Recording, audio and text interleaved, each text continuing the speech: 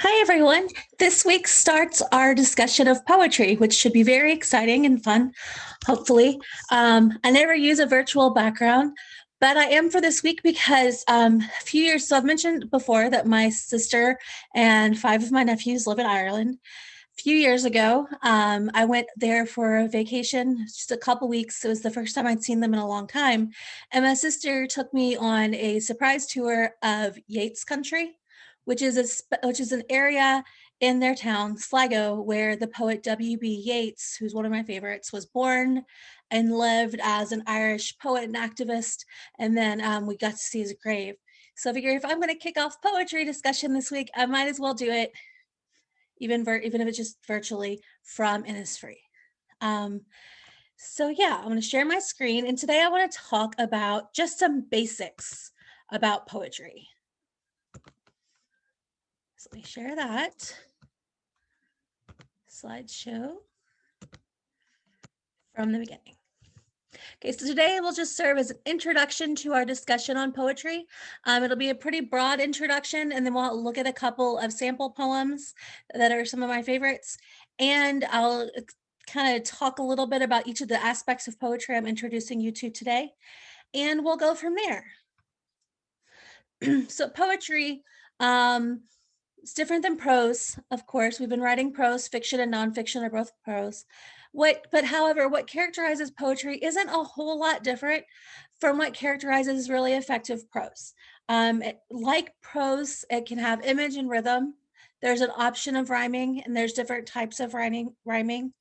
Instead of a sentence, the focus is on the line. And then there's a lot of focus on connotation or the emotional meaning of words. So when we talk about image, here I mean clear imagery and description. A lot of poems will have a central image or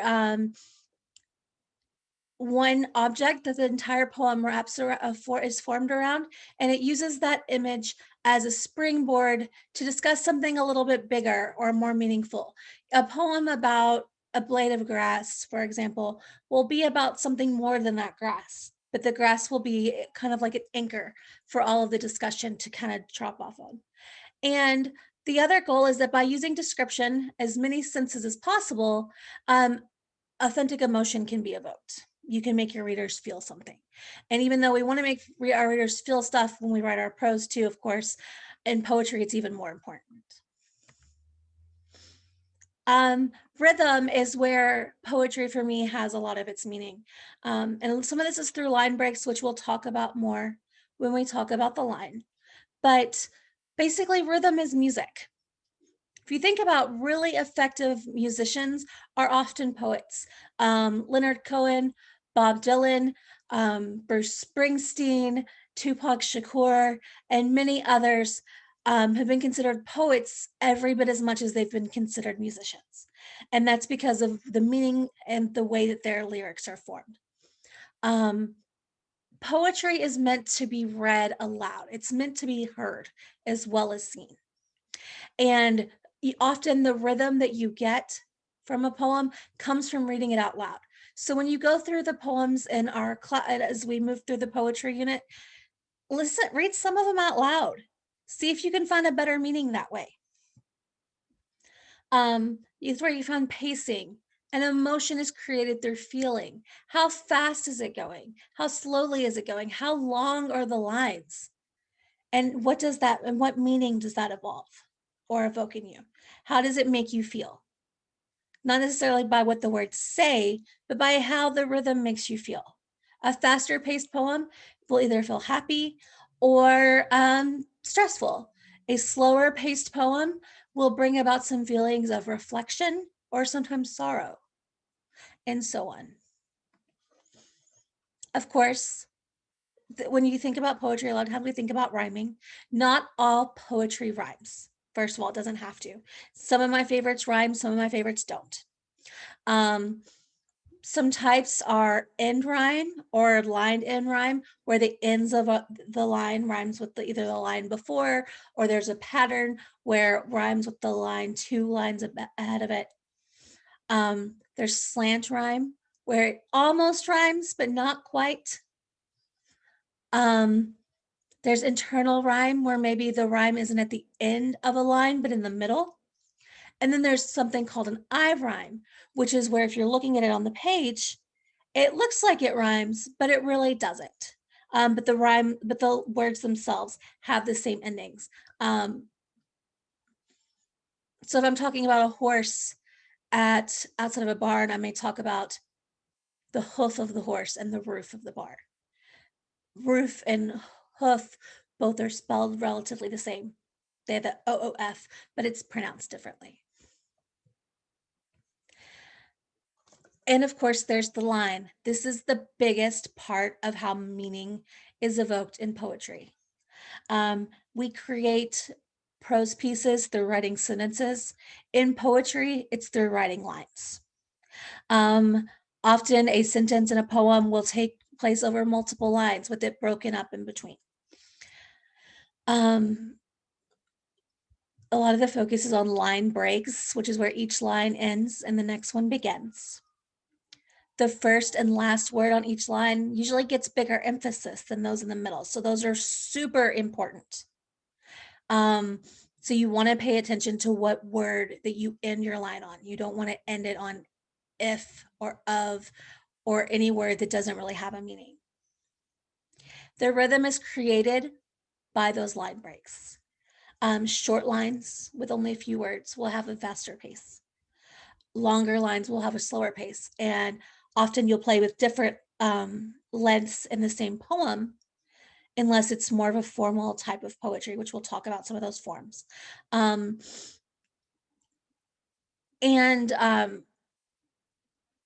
By altering that, you can create a different rhythm and some pacing. Here it comes from a careful selection of how am I getting meaning across my lines? Every line in the poem should have a purpose, and each word should have a purpose. If it doesn't really have a purpose, maybe it doesn't belong. And you also want to think with connotation when you're selecting those words, what do the words mean emotionally? And how can I get the emotion across to my readers? So let's look at a couple of poems. First one I want to talk about is one of my favorites, The Lake Isle of Innisfree by William Butler Yeats, which is the picture behind me. These are other pictures I took in Sligo. When I went there, I was just amazed by how the fact that there's poetry everywhere on the sides of buildings. The statue on the left-hand side of the screen is of William Butler Yeats with different poems of his etched and carved into it. And it's in front of a museum that was dedicated to his poetry. And then on the small town outside of Sligo, Strand Hill, which is like a beachside town, which is the one on the bottom right, there were other statues and stuff to him. And I was amazed. I was like, well, I wonder how life would be to be surrounded by poetry all the time. It just sounds amazing to me. But this is one of my favorite poems. I will arise now and go. I will arise and go now and go to Innisfree, and a small cabin build there of clay and wattles made. 9 bee rows I will have there, a hive for the honey bee, and live alone in the bee loud glade. So here we have some end rhymes with made and glade and free and bee. But as you can see, the lines are a little bit, they are not always the same length. So that's where that rhythm is coming from. And I shall have some peace there, for peace comes dropping it slow, dropping from the veils of the morning to where the cricket sings. Their midnights all a glimmer, and noon all a purple glow, and evening full of the linnet's wings. I will arise and go now, for always night and day. I hear lake water lapping with low sounds by the shore, while I stand on the roadway or on the pavement's gray. I hear it in the deep heart's core. So it starts with this really idyllic feeling of this beautiful island, which now is overgrown and uninhabitable, but it was a place where he spent a lot of his childhood. But you get to the end where he's on the roadway and surrounded by gray pavements. So he's a long way from that island, and he's kind of heartsick for this happy place he had as a child. But the meaning comes through in that description. It starts by, he lets us know where it is, it's Innisfree. but he's very specific with what he sees and what he's hearing and all of those things, and it evokes that meaning. The last poem I'll show you is another one of my favorites. If it's ever safe enough to get tattoos, I'm probably going to get a goose tattoo for this poem. It's by Mary Oliver, who died the year before last. Yeah, it's been 2 years now. And this is one of her more famous poems, but it's beautiful. Mary Oliver was a nature poet. She was an American poet who was an out lesbian at a time where it wasn't very safe for her to be out, but she was just like, this is me. And a lot of that comes through in her poetry.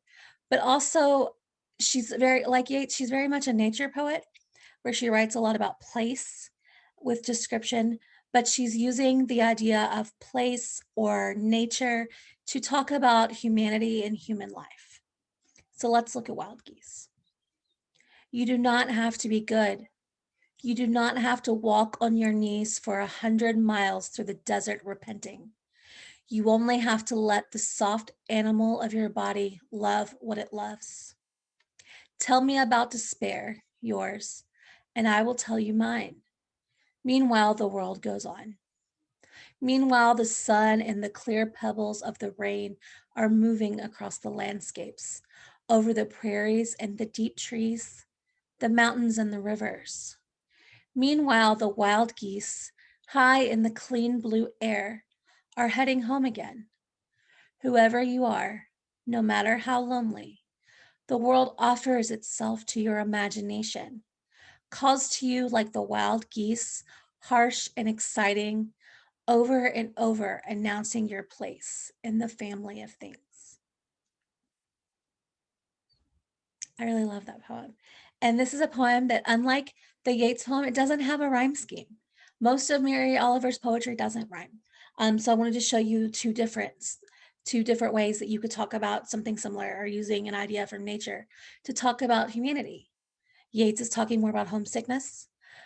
Mary Oliver is talking more about how it feels to be lonely and how it feels to feel wrong, or to be told you're wrong or not good enough, which I'm sure is something that we've all felt or experienced at some point in our lives. And she starts by talking about people, but instead of saying you don't have to feel bad, she brings in very clear images of what some feeling bad or not good enough may feel like. And that's walking on your knees for 100 miles through the desert repenting. And then she starts talking about despair, and this idea that we all have it, so it's something we can share with each other. But she talks about how no matter what, nature's still going. So there's still life out there, and there's something calling to us. She talks about the clear pebbles of rain, which brings a very physical feeling, that these huge globs of rain and how they plod against the ground. She talks about the different types of the landscape to bring this feeling of unity. And then she brings wild geese and this idea of coming home again, and how they announce their place. If you've been around geese, they're not nice animals. They're terrifying. When I used to work at the hospital, we would have some that would lay their eggs on the way down to the playground, and we would have to like carry things that we could beat against each other, make loud noises, or they would attack us and the kids as we were like walking to the playground. So they're very scary. The thing is, they announce their place and they're just like, I'm here. This is where I'm laying my eggs. This is where I'm going in the winter. And that's just what it is. And she's saying, so she's using that as an image of saying, what if we were like that? And we just said, this is me and I belong here too. They have their place. The world is calling to announce your place in the family of things. So she's bringing this feeling of loneliness and solitude to this idea of saying we still belong somewhere. And I think that's a really beautiful sentiment. But I think if she said it through prose, I don't think it would be as effective. Maybe it would. I could be wrong. But she uses line breaks much differently than Yeats. She doesn't have those separate stanzas where it's 4 lines and white space. Everything in this poem is a single stanza. And the feeling just comes along. The rhythm is a little bit slower because of the rhyme, the lack of rhyme. Some of the sentences go over a line or two. And it's the idea that it brings you this feeling of like melodic, almost like meditation. So those are some things to think about. I hope you will enjoy getting into poetry. Um, if you're a little afraid of it, I know sometimes poetry can feel very intimidating. I'm not going to lie, it intimidates me too sometimes when I start writing it. But also keep in mind that no matter what type of writing you really want to focus on, let's say that you leave this class and you're like, I only like fiction, or I only like poetry, or I only like creative nonfiction. Um, what the techniques that we learn from each different type or genre of writing can easily be transferred over. Um, to the other kinds. The rhythm and focus on image from poetry can make for some really wonderful short stories or personal essays. The openness and honesty and almost bravery that comes from writing strong personal essays can make its way into writing some really good characters for fiction or some really good confessional type poetry. There's lots of different types of poetry out there. Um, and we'll look at as many different ones as I can possibly find and fit into our time together. And if there's anything that you all want to learn as far as poetry, please let me know and I'll make sure to bring in those examples too. I hope you have a wonderful week and I look forward to reading your writing.